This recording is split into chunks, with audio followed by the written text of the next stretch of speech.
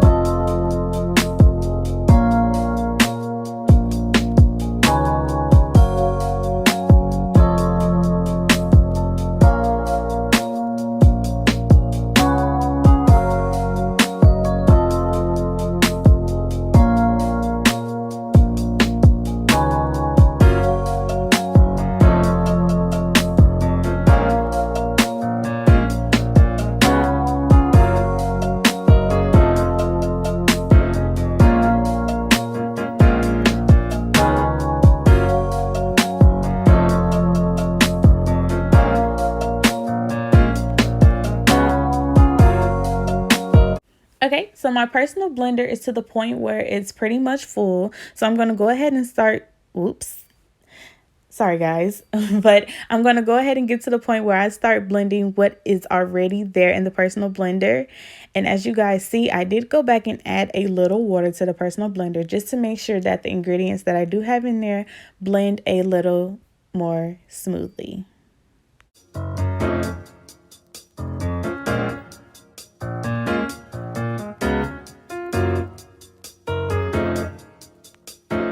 So here I am showing you guys the consistency of the ingredients that were blended together with the water. So I am pouring the blended ingredients into a bowl so I can set aside to blend the other half of the ingredients. So here I'm going to repeat the previous steps of cutting the rest of the red bell pepper, some more of the red onion, and another Roma tomato so that those ingredients can be processed in the blender as well.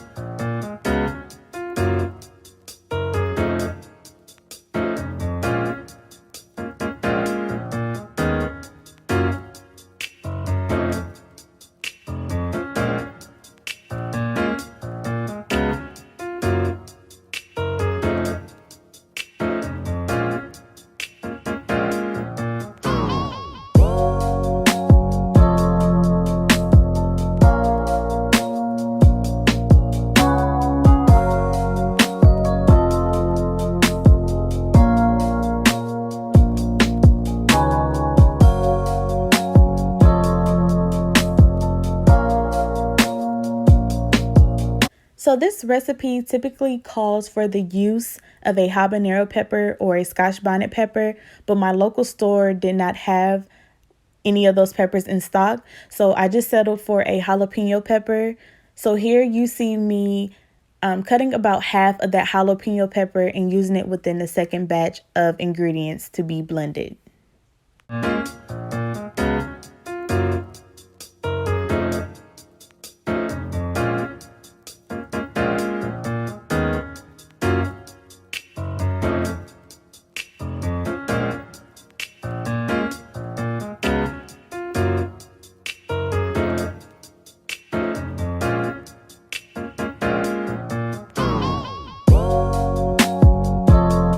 For this second batch of ingredients, I did not add water because I wanted the consistency of this batch to be a little thicker than the first batch. And as you can see, I kind of had problems with getting everything to blend correctly without the water. So you see me taking the cup and shaking it up, putting it back on the blender and shaking the blender while the cup is still there to kind of help everything blend more smoothly. So as you guys can see, this second batch is a little thicker in consistency than the first batch. So I'm just going to go ahead and pour it in the same bowl with the first batch of blended ingredients and set it aside for later use.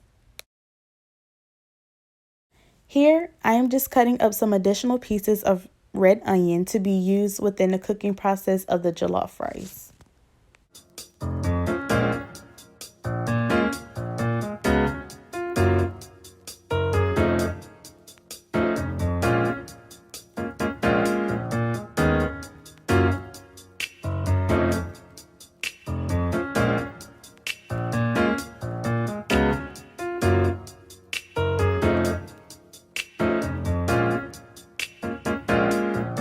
Now that all of the ingredients have been prepped for the jollof rice, I'm going to go ahead and heat up some oil in the pot.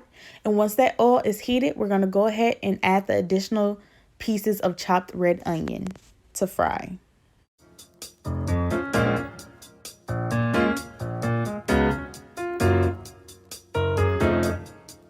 So I let the red onions fry for about 5 minutes before adding in the tomato paste. And I let that tomato paste cook for an additional 5 to 7 minutes, maybe even 10 minutes. Because if you have cooked with tomato paste before, you know that it has such a bitter taste that is overpowering. And if you do not cook that tomato paste well enough to get that bitterness out, your whole dish will be ruined.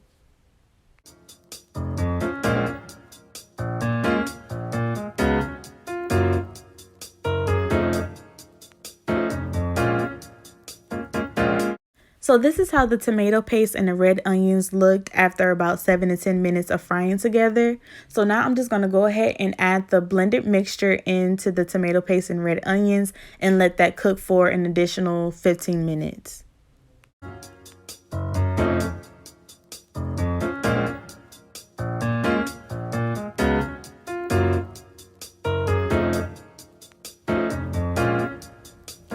So I've had this mixture simmering for about 10 minutes before I decided to go ahead and season it.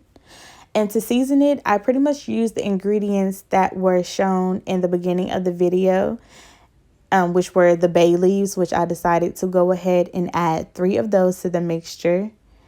I also went ahead and added 2 chicken bouillon cubes, but later on, once I tasted the mixture, I went ahead and added a 3rd one off camera. And I also added some of the Tony Chachere's Creole seasoning as well as seasoning salt off camera as well to enhance the flavor of this mixture. So then you see me adding the ground thyme. I know typically people use dried thyme for this recipe, but ground thyme is the only thing I had on hand. And then I added just a little bit of ground black pepper and then a little bit of the accent seasoning to go ahead and enhance the flavor of the mixture as well. And then I just let that sit for the remaining 5 minutes. And after those 5 minutes were up, I just went ahead and added the white rice to it and stirred everything up. I did go back and add just a little water to cover all of the rice that was in the pot and just let that simmer for about 40 minutes until it was done cooking. So here I am adding the plantains that I sliced into a skillet with oil. And to slice the plantains, I cut them at a diagonal to go ahead and get the shape that you see here.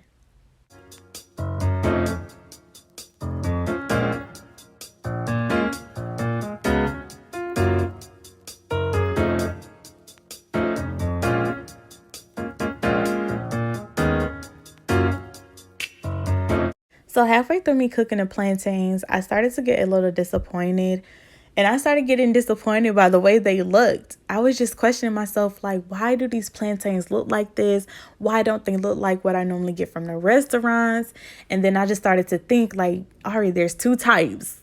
And you most definitely chose the ones that are not sweet. So here you see me testing one of them out, just so I could pretty much get clarification as to which kind I bought. And of course, I didn't buy the sweet one, so I was definitely disappointed about that.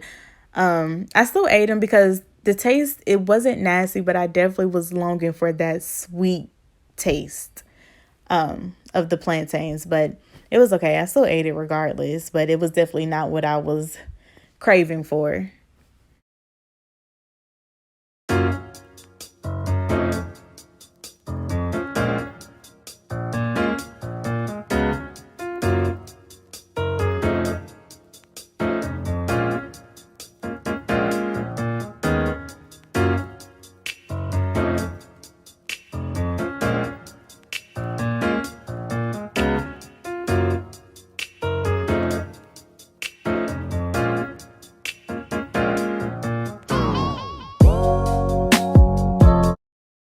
So this is how my jollof rice looked after it was done cooking, and that cooking process took about 40 minutes.